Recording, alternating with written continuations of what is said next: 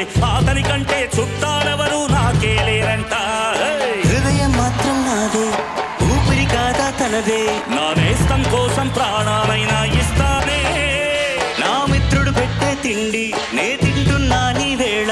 తన మాటే నాకు వేదం అంట ఈ వేళ.